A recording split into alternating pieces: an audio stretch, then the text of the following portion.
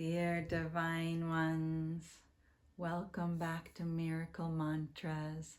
I'm Kiran Jotkar, and I'll be reading today's lesson for you, singing this mantra with you again so you can carry it throughout your day, and adding a commentary at the end.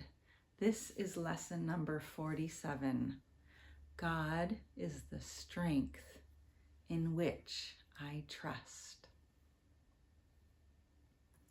If you are trusting in your own strength, you have every reason to be apprehensive, anxious, and fearful. What can you predict or control? What is there in you that can be counted on?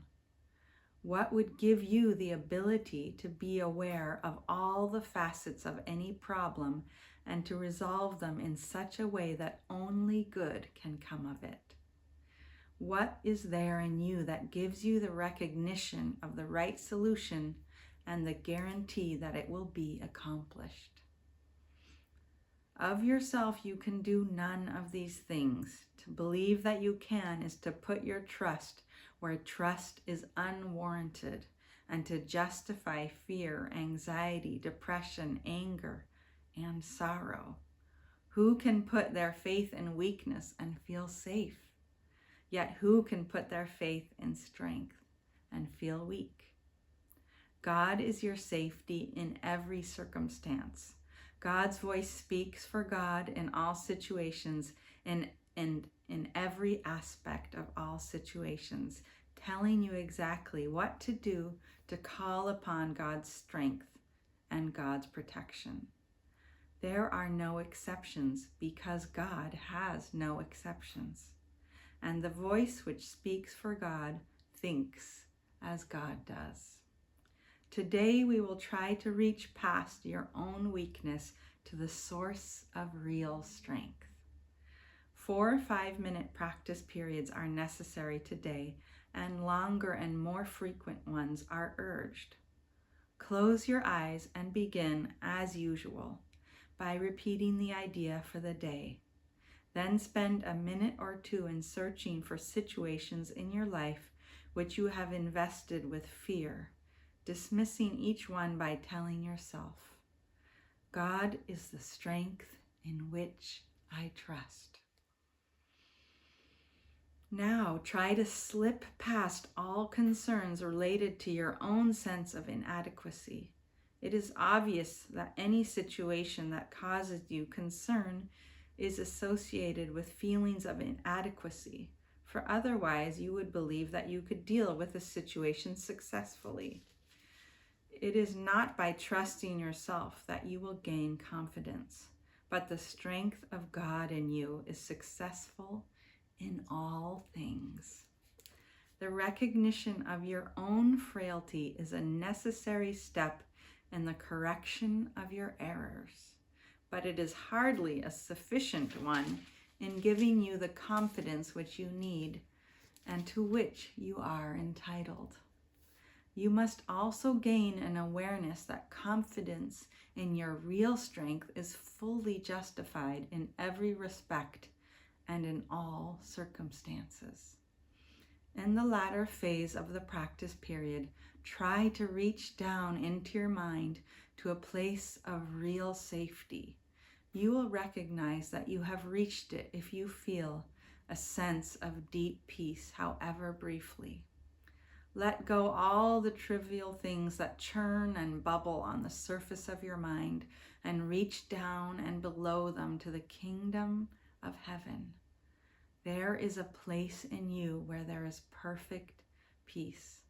There is a place in you where nothing is impossible. There is a place in you where the strength of God abides. During the day, repeat the idea often. Use it as your answer to any disturbance. Remember that peace is your right because you are giving your trust to the strength of God. God is the strength in which I trust.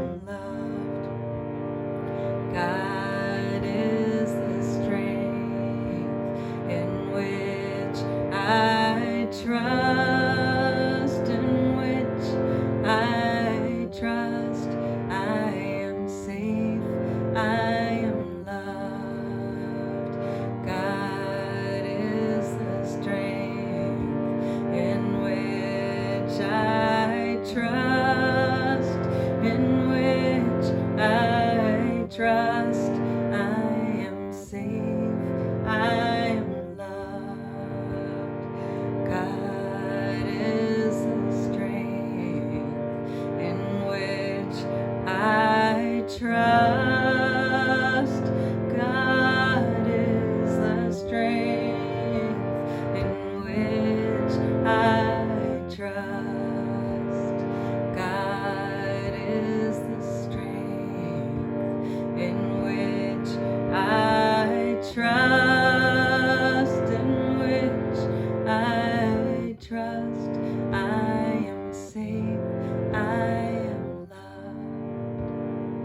God is the strength in which I trust, in which I trust.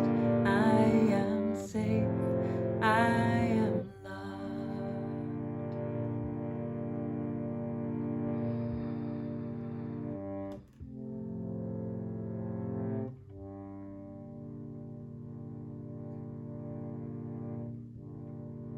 So I love how this lesson really describes much of our experience where we're trusting and the Course would say, in the wrong teacher.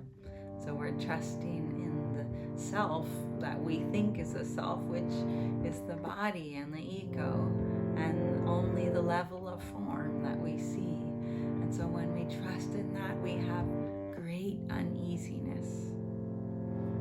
We have fear, we have anxiety, we have depression, and we can't control. We feel we need to control everything, but we realize we can't control anything. It doesn't really work, does it? So we see everyone and we see ourselves going around so tightly wound, as if they could control every step, every breath. And what they're doing is they're putting themselves in this very tight straitjacket. Really, to believe that we can control what's going to happen out there in this world. Well, the only way to control it out there in this world is to control it inside the mind. Inside the mind, where we have access to the strength of God.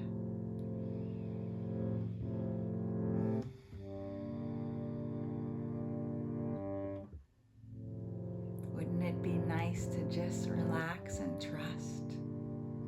To just every day ask for the guidance and know that everything is unfolding perfectly as we need it to learn and to evolve.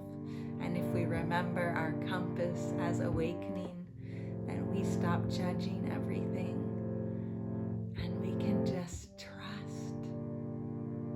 The ego doesn't want to trust. The ego wants us to believe we're all alone and we can't trust anyone. That's its favorite game.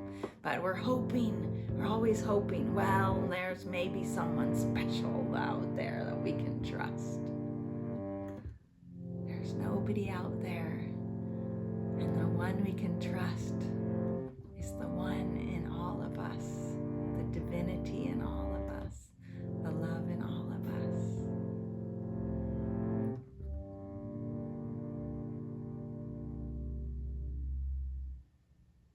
Thank you for being with me today.